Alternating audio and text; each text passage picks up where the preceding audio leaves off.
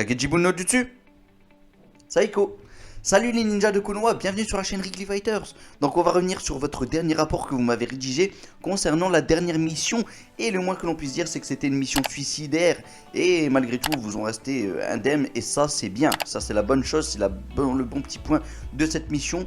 Et par contre, il y a quand même des choses qui ne vont pas. Ça craint vraiment pour nos amis. Sasuke, il a perdu son Rinnegan. Boruto, il vient qu'à peine de réchapper du contrôle de Momoshiki. Et pire encore, nous avons notre petit Naruto qui lui est tombé dans le coma. On sait jamais, il est peut-être même mort, hein. Attention, attention. Et Kawaki, lui, il a l'air d'avoir gaspillé pas mal de chakras. Que vont-ils pouvoir faire pour s'en sortir? Eh bien, c'est parti pour les petites prédictions de l'ombre.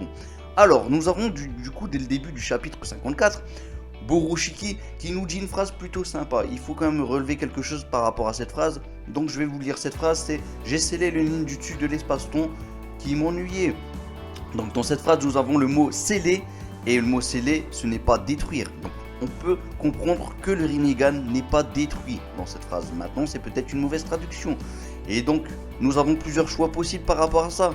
Premier choix, c'est que du coup, le fameux Rinnegan, eh bien, du coup, il va réapparaître par magie dans les yeux de Sasuke, donc c'est dans son petite crevasse qui est prévue pour ça en tout cas. Et du coup, bah voilà, qui dit Rinnegan dit ils peuvent s'enfuir en tout cas de l'endroit où ils se trouvent. Bon, j'y crois pas trop du tout, mais nous avons d'autres possibilités. Donc là, je vous ai dit dans la phrase qu'il y avait le mot scellé. Donc du coup, peut-être que Boruto pourrait enlever le saut facilement. Voilà, c'est peut-être un saut de Patokoti, tout simple, hein, qui a juste à faire un petit Kaikai et son est fini. Voilà, on récupère ensuite le Rinnegan, on n'en parle plus, on retourne chez soi. Voilà, ça c'est le choix numéro 2. Choix numéro 3, c'est un peu plus compliqué. On se dit que le saut pour l'annuler, il faut avoir des compétences un peu plus développées. Ou en tout cas, il faut avoir des connaissances peut-être sur une formule précise à réciter. Et donc du coup, pour ça, le meilleur moyen c'est d'utiliser Boruto. Parce que Boruto a été contrôlé par Momoshiki. Et peut-être que quelque part il savait ce que pouvait penser vraiment Momoshiki. Donc voilà, du coup avec ses pensées il va pouvoir annuler le saut. Et tant mieux. Ensuite, du coup pareil, du coup Sasuke pourrait récupérer le Rinnegan. Pareil, j'y crois pas trop.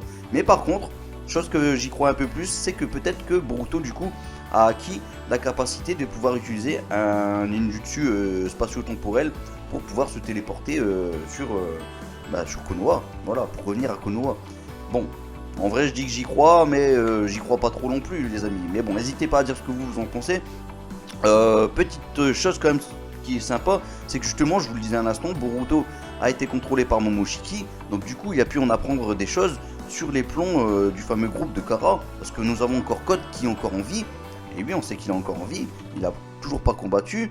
Kachin Kojin aussi, il est présent quelque part. Donc voilà, il y a des choses à faire avec ces deux-là.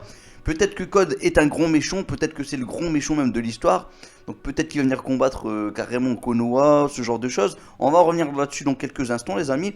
Parce que nous avons toujours aussi Amado qui est présent quand même à Konoha. Alors Amado, je vous pose la question, est-il méchant ou est-il gentil? Alors, on va prendre l'éventualité qu'il est gentil. Et du coup, s'il est gentil, il pourrait très bien servir à repérer, voilà, avec sa technologie, l'endroit où se situent nos amis, hein, Naruto et compagnie. Et du coup, ça laisserait sous-entendre, en tout cas, qu'ils sont encore présents sur la même planète. Voilà, ils n'ont pas été sur une lune ou ce genre de choses, ou sur une autre planète carrément, ou dans un monde parallèle. Ça voudrait dire que du coup, Amado a pu les repérer grâce à sa technologie. Bon voilà, c'est dans l'éventualité où il est gentil. Par contre, s'il est méchant, déjà Kachin Koji, du coup il est de son côté, il est rangé de son côté, c'est un robot.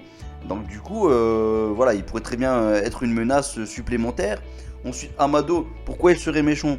Eh bien peut-être que tout simplement maintenant il a trouvé le moyen de pouvoir récupérer des pouvoirs vraiment intenses.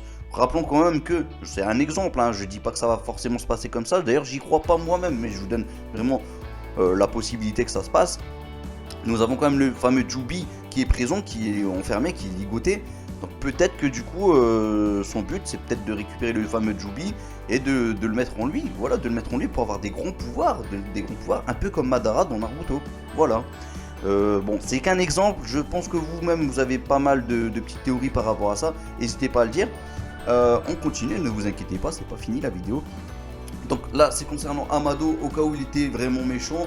Mais du coup s'il est méchant, dans tous les cas, même si c'est pas lui qui est méchant, ça peut être Code qui est méchant, ou même, non peut-être pas Kashin Koji, parce qu'il est, voilà, il est sous les ordres de Amado. Mais du coup en tout cas s'il y a un méchant qui doit débarquer, ça voudrait dire que Konoha peut être menacé. Nos amis sont dans un autre espace-temps. Donc pour qu'ils trouvent un moyen d'apparaître, ça va prendre peut-être du temps. Mais en tout cas, si Konoha est menacé, ça pourrait peut-être faire une petite ellipse par rapport au premier chapitre que l'on avait eu de Naruto, de Boruto, excusez-moi. Et donc du coup, voilà, on pourrait revenir sur ce moment-là précis. Et là, ça ferait une super grande guerre géante, voilà, contre... Enfin, voilà, vous m'avez compris. Je vais pas revenir là-dessus parce que j'y crois pas trop sur l'ellipse, mais je vous laisse faire des petites spéculations par rapport à cette théorie. Et du coup, en tout cas, sur le fait que Konoha soit menacé, ça j'y crois un petit peu. J'y crois un petit peu, vraiment, là, c'est la chose que je crois le plus vraiment dans le prochain chapitre. Et donc du coup, qui pourrait sauver Konoha? Je vous le dis honnêtement, donc Kawaki et compagnie, on les verra pas de sitôt pour l'instant. Mais par contre, nous avons quand même à Konoha du Shikamaru, ce qui me ferait plaisir de le voir combattre pour une fois quand même. Parce que Shikamaru arrête d'être un peu l'adjoint de Naruto. Il faut quand même y aller un peu à l'avant, il faut combattre quand Konoha est menacé. Il faut quand même que tu prennes les devants. Quand je dis prendre le devant, c'est pas juste tu t'occupes des directives. Non, faut y aller mon petit Shikamaru, c'est mon personnage préféré. Et d'ailleurs, petite info à la fin de cette vidéo, les amis, mais bon, on en reparle après, vous inquiétez pas. Petite info concernant Shikamaru. Et donc du coup, voilà, nous avons du Shikamaru, nous avons du Kakashi, nous avons du Tsunade, nous avons aussi, oui, je vous parlais d'ailleurs des éventualités d'une personne qui pourrait peut-être sauver et repérer là où se trouve justement Kawaki, Boruto et compagnie. Je pense peut-être à Orochimaru, je ne sais pas de quelle façon, mais on ne sait jamais. Lui, il est assez malin, et voilà, il est un petit peu vicieux de son côté. Il a moyen de nous faire quelque chose, de nous sortir quelque chose. Tout comme Kashin Koji, je sens qu'il est capable de les repérer, je sais pas, d'utiliser son crapaud pour disparaître je ne sais comment.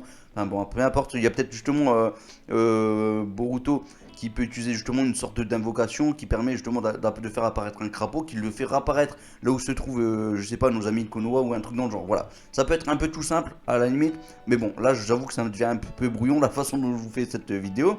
Mais les amis, vous m'avez compris. En tout cas, je reviens sur ce fait parce que je sens que vraiment Konoha va être menacé.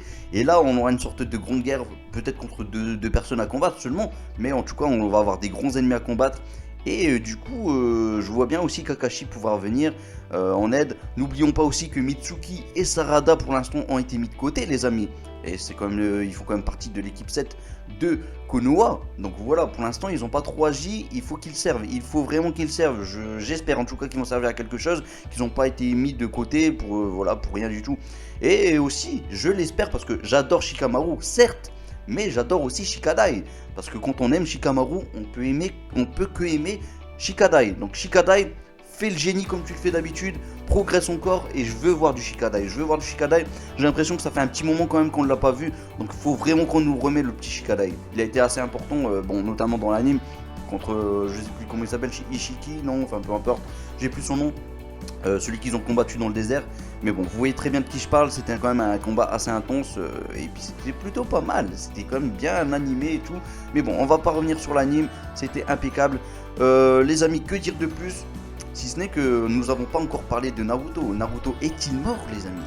Naruto est-il mort? C'est la question que je vous pose aussi. Et moi j'y crois pas trop, je pense vraiment que genre il va pas forcément se relever comme ça facilement. Mais avec quelques petits soins, il va pouvoir peut-être revenir. Quand je vous dis quelques petits soins, ça voudrait dire que du coup, peut-être que cette fameuse guerre que je vous parlais de Konoha, elle n'a pas lieu. Voilà, il n'y a pas un code qui va venir combattre nos amis. Il n'y a pas un personnage que l'on ne connaît pas qui va venir combattre nos amis. Il n'y a pas un Momoshiki qui va apparaître de nulle part. Bon, de toute façon, il n'y a pas la possibilité, logiquement. Parce que Boruto a l'air d'avoir le contrôle pleinement, là. Donc voilà, à ce niveau-là, il n'y a pas de souci. Mais sait-on jamais, il n'y a pas du Amado aussi qui va venir combattre en vicieux. Donc voilà. Ça voudrait dire que clairement il n'y a pas de combat et que Amado est plutôt gentil. Et donc du coup, pour moi, Naruto, il va se relever comme si de rien n'était. Voilà, après quelques petits soins quand même malgré tout. Et c'est ce que je pense le plus. Maintenant, on peut avoir d'autres scénarios. J'ai entendu dire comme quoi Naruto pourrait devenir un légume. J'y crois pas trop, honnêtement, j'y crois pas trop. Je vois mal devenir un petit légume un petit peu pourri et inutile. Voilà, qui serait un peu du coup... juste le dirigeant de Konoha et qui serait encore en vie du coup. Mais après, s'il est mort, par contre, là, ça c'est autre chose. Par contre, ça pourrait mettre de l'impact. N'oublions pas que c'est Masashi Kishimoto qui est maintenant sur le scénario et compagnie. Non, là, sur le scénario en gros. Mais du coup, voilà, il faut pas l'oublier. là on a vraiment le best sur le scénario. Donc peut-être qu'on pourrait être assez surpris que bam, Naruto il meurt. En tout cas ce serait vraiment impactant si c'est le cas. Donc voilà les amis, je pense qu'on a fait le tour. Donc voilà, la petite annonce, je vous la fais tout de suite. Il y a une petite vidéo concernant le personnage de Shikamaru qui va arriver bientôt sur la chaîne Ricky Fighters. Voilà, j'ai encore fait le montage, mais tout est prévu, voilà, tout est fait. C'est en coopération aussi avec notre ami Jeu Fonce. Voilà, il a une chaîne YouTube, les amis, une super chaîne YouTube qui parle de Boruto. C'est le best pour moi, voilà. Voilà, vous voulez le best clairement? Eh bien, notre ami Jeu Fonce, c'est le best des best. Voilà, c'est le maître incontesté. À ce niveau-là. Donc allez faire un petit tour sur sa chaîne, ça me ferait super plaisir. Il y a aussi une deuxième chaîne qui s'appelle La Volonté du Feu, donc faites un petit tour sur les deux chaînes. Vous allez voir, c'est impeccable, c'est du super boulot les amis. C'est le best. Voilà, pour moi c'est le best of the best. Sinon les amis, que vous dire de plus, si ce n'est que si votre Nindo est de suivre une super chaîne de Boruto, eh bien n'hésitez pas à vous abonner à cette chaîne parce que c'est celle qu'il vous faut. Et surtout, voilà, on évite de parler de théories un peu bizarres, voilà, avec son saveur. Et du coup, ça donnerait un mauvais goût à nos ramen. Donc, on va éviter ce type de théories bizarres. C'est sur cette chaîne, en tout cas, qu'on a des super théories. Et les amis, moi, je vous laisse un Kagame no Jutsu. Et n'oubliez pas, l'avenir, c'est la prochaine génération, les amis. Et aussi celle-ci, la next generation. Salut tout le monde, ciao ciao ciao. Kagame no Jutsu. Piou.